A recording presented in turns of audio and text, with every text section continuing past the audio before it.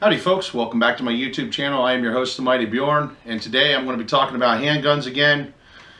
Now this is kind of a part 2 to a video I did previously, which that video was titled Why I Hate Glocks and Why You Should Like Them. Today I'm going to be talking about why people hate 1911s, but why I like them. And maybe, who knows, maybe I'll change some of the haters out there. Now once again, even though I literally just got done recording a video with these handguns, I'm going to prove for the brevity of YouTube that these handguns are not loaded. You can see the follower there. There you go. And I'll do that again for this one. You can see the orange follower there.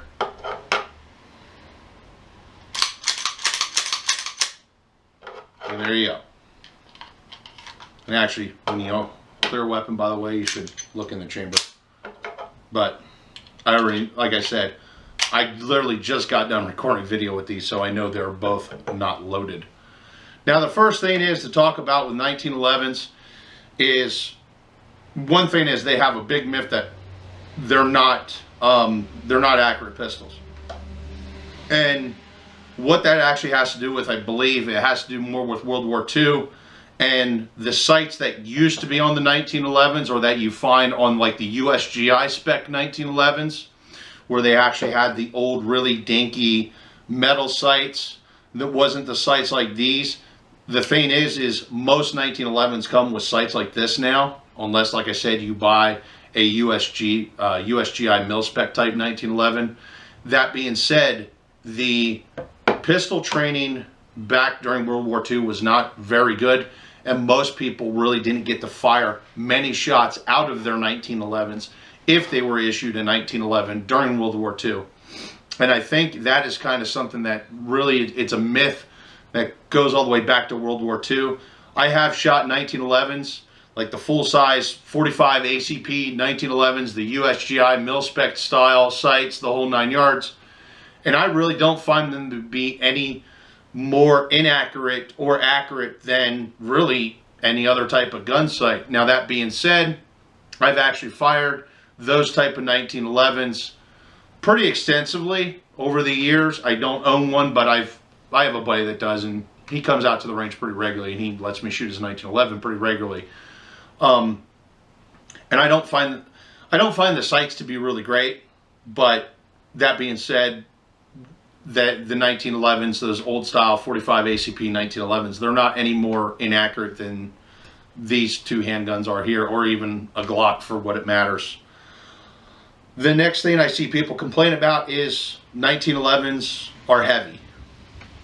Yeah, that's a true statement. They are heavy.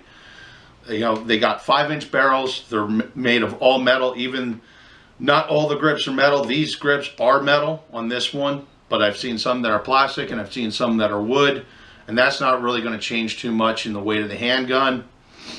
That being said, I prefer a heavier handgun myself. As you can see, I'm a big boy, you know, and I got bear size hands, so it's, yeah, you know, nice heavy handgun.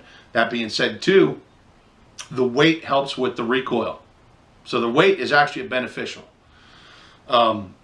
But everybody's got their personal preference when it comes to the, you know, a heavier handgun or a lighter handgun, etc.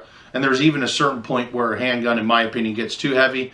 I feel that the 1911s, even the ones with the 5-inch barrels like the USGI mil specs or like the TSOS Raider, are actually just perfect for what they are. Especially if you're firing 45 ACP, it helps control that 45 ACP quite a bit better, especially when you compare it to like a Glock. That's a 45 ACP, and yes, they make those too. The next thing I've seen complain about is some people, and I don't know why, but there are super high speed, or at least they think they're super high speed tactical people that complains about the fact that Glocks have a manual safety. Or not Glocks, 1911s have a manual safety. And more or less this probably comes from the Glock fanboy crowd, because most guns come with a manual safety. And that being said, when it comes to manual safeties, the 1911s are perfect, because when I draw it from the holster, it's right there where my thumb is, and that's all I got to do. Or I can even rest, I tend to rest my thumb on the safety. The next thing I've seen people complain about is slide bite. And this is a true thing, okay? When the slide comes back, this one's not so bad because it has an enhanced beaver tail. But some of the 1911s out there doesn't have an enhanced beaver tail like this one. And those tend to slide bite. Especially the original 1911 patterns. The 1911 A1, they kind of enhanced the grip safety a little bit to help prevent that, although that would still be an issue. But with the old ones, there was really nothing there to protect your hand. Now with these newer 1911s, they tend to have an enhanced beaver tail, and they're just good to go. I think this is one of the best features of the modern 1911s. And yeah, I've experienced a little bit of slide bite, not from this particular 1911, but other 1911s. Now, the next thing with the 1911s is I've seen people complain about the grip safeties. I've never had an issue with any grip safety. And honestly, the 1911s with the enhanced beaver tail, they tend to have a little part that sticks out, protrudes a little bit more, and that does help with the grip part and disengaging that grip safety. But I've actually never had that issue. I have no idea how many rounds I fired out of like Colt Commanders and Colt 1911 A1s and Colt 1991s, and I've just never had that issue. I mean, I probably have 4,000 rounds through this handgun right here, and I've never had an issue where I didn't grip it properly. I mean, if you got a proper, solid, tight grip on your gun, I'm not talking death grip, I'm just talking a good, tight grip, you're going to disengage that safety every single time. I mean, I can do it with, I can do it with my thumb. You can hear me clacking on it. I've seen people complain about 1911s being unreliable. I've never seen a 1911 that wasn't reliable, personally. I've seen stuff online about people saying about 1911s being unreliable, especially Kimbers. That sounds more like a Kimber problem than a 1911 problem, though, to be honest. I do have a Kimber Micro TLE. It's actually my wife's handgun. We've had quite a bit of reliability issues with that. It's not really truly a 1911, though. It's just kind of a 1911-ish style. In just simple terms, it's a micro 1911.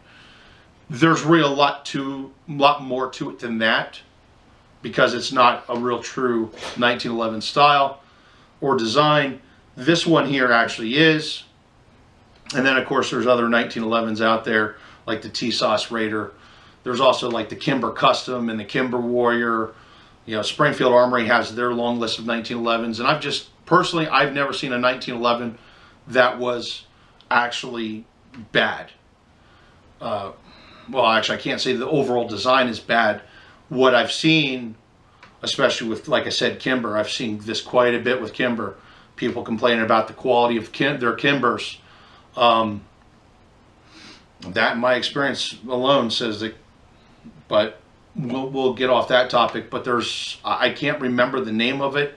There is a Springfield Armory 1911 type handgun that people did complain about issues. I guess even like these early Springfield EMP4s, like the Generation 1s. This is a Generation 4, but the early Springfield EMPs, I guess there were some issues with. As well as the Colt M45s. I guess when the Colt M45s first introduced, there was a lot of issue with the coating was chipping and wearing off, and it was actually gumming up the handguns. I'm only going by what I've seen on the internet. I don't know how true that is. Once again, that sounds more like a QC issue than an overall design issue of the 1911 itself. Now, the next thing I've seen people complain about is the magazines. The magazines are single stack.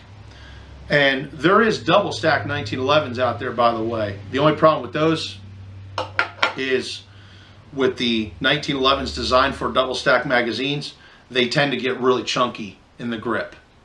And honestly, when it comes to handguns like the Beretta, or even the Glocks, the Steyr GB, they just do that better than the 1911s do.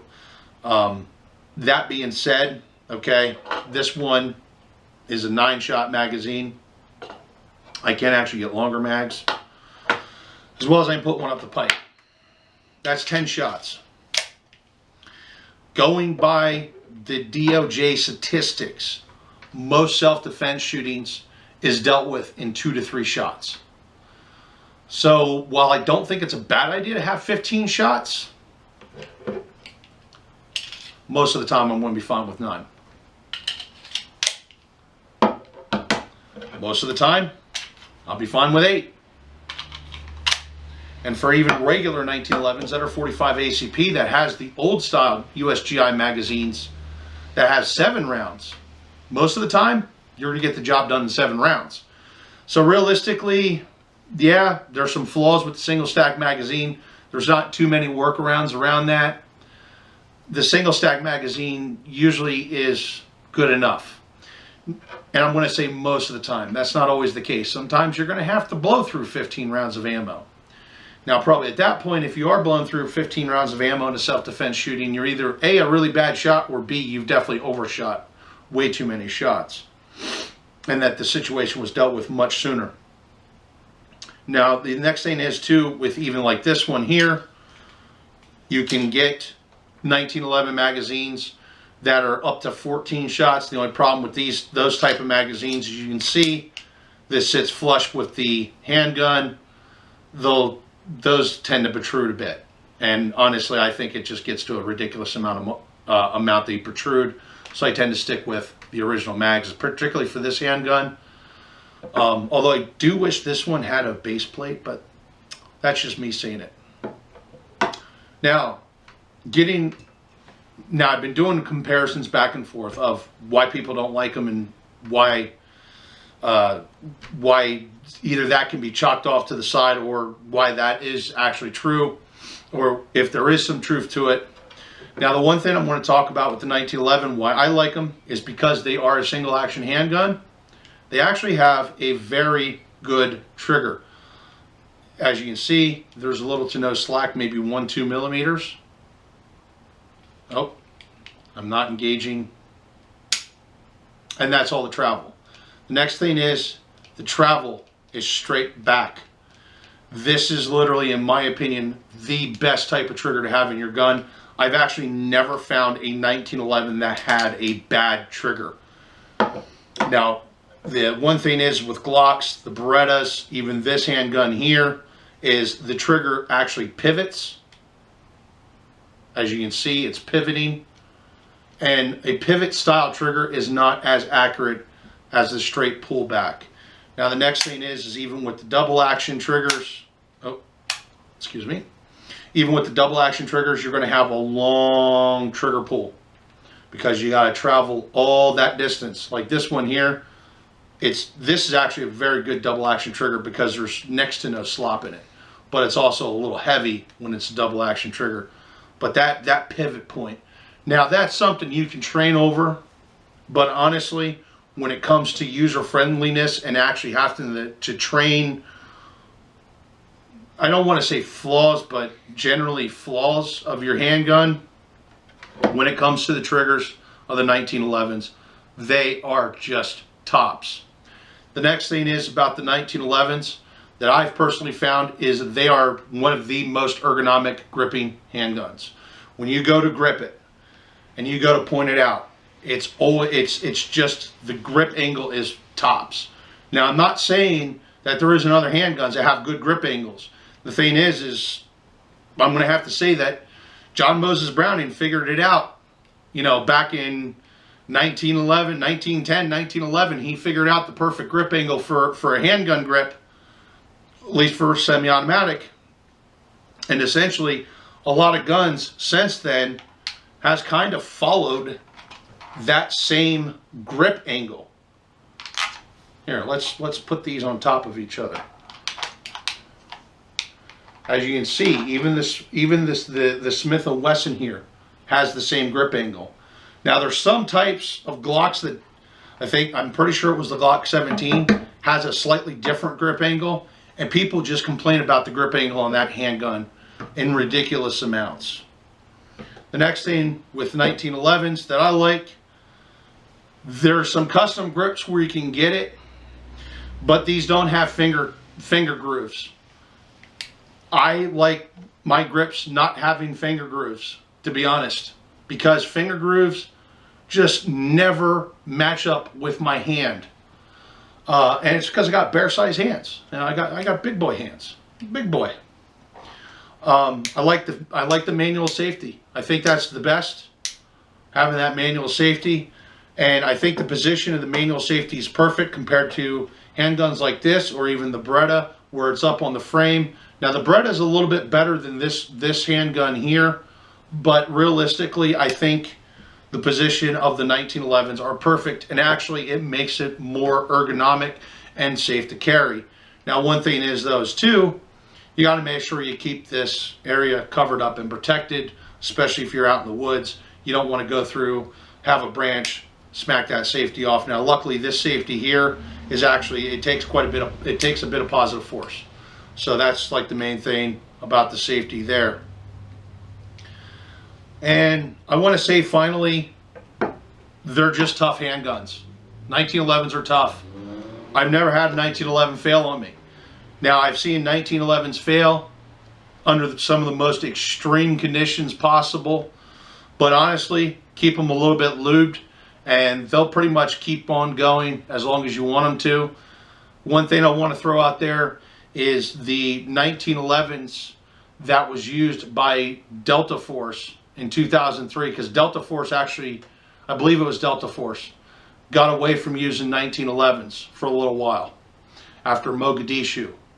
And they would actually reissue 1911s. The Marine Corps would actually do it as well. MARSOC actually got old Remington Rands, and those Remington Rands were just rebuilt World War II 1911s. That was just, they were rebuilt, they were mothballed, they were either from World War II or they were from Vietnam. They had some replacement parts. They essentially took them out in the field. They shot a hell of a lot of ammo through them, found out which ones worked, which ones didn't. The ones that didn't work got sent back. The ones that did work went out in the field. And going by the words of a Special Force, another YouTuber who was in Special Forces, never said he had a failure, or he never even saw anyone else have a failure. So these things just work, especially in dirty, dusty environments. Glocks are pretty damn reliable too, but there's just some things these 1911s will go through that those Glocks will not go through. I'm not sure where, I've seen a lot of people say about 1911s are unreliable. I'm not sure where that ever came from. Like I said, I've shot probably 5,000 rounds, around 4,000 rounds with this one. I've never had an issue with it. Now that being said, 4,000 rounds, well, that's kind of chump change, I guess. So maybe I need to put more rounds through it before it'll actually have a failure. I have seen some people have failures with certain ones. There was a YouTuber I was watching that said about he has a SIG 1911, and he kept having issues around the 5,000-6,000 round mark with the ejector, and then have to keep going back to SIG for the ejector. That sounds more, I'm not really sure what that is. It's just a faulty, faulty part. I mean, this one here, I probably have about 3,500 rounds through this. This has never failed me either. But I also keep meticulous care of my firearms. And you know what? I think, the other thing too is these 1911s, they're getting more and more customizable, for sure. These 1911s that are getting some modernization features, as you see here, this has more modern style sights compared to the old GI, the mil-spec GI sights. These are just getting better. Some of the 1911s I'm seeing coming out there now, they are ready for red dot reticles. You can customize the triggers, although I don't know, honestly, personally, I don't know why you'd customize the triggers. I've never found a 1911 with a shitty trigger, but that's just me. You can customize the grips. I mean, these are getting better and better when it comes to customization. Even this one here, I can get grip replacements for. I can actually get a grip replacement for this that's got a laser sight built into it, but I'm not a laser sight guy. I don't believe in them. Some people like them, some people don't. I do just fine without it. So even that being said, you know, some are even now coming with rails, so you can attach flashlights and things like that to it. I believe this one here, I can actually replace the grips also with like a little mini light. I don't know if I'd really want to go that far. It's probably not very good, to be honest. So, I mean, there's a lot of different 1911s, and honestly, I think the 1911 is, it's not the end-all, be-all gun. I'm not going to sit here and be like, oh, 2 world wars, and it can sink battleships, even though I do that sometimes for the memes. But realistically, I think this is probably one of the overall best designed handguns there ever has been. And even today, it's still a viable handgun, especially for self-defense. Maybe not so much for service, because we tend to lean towards more of the firepower with double stack magazines, 9mm rounds over 45 ACP, even though this is a 9mm, and so on and so forth. But there you go, folks. I'm going to end the video at that. That's just kind of a discussion of why I like 1911s and why you should too, I guess. Anyway, folks, thank you very much for tuning in, and have yourself a wonderful day.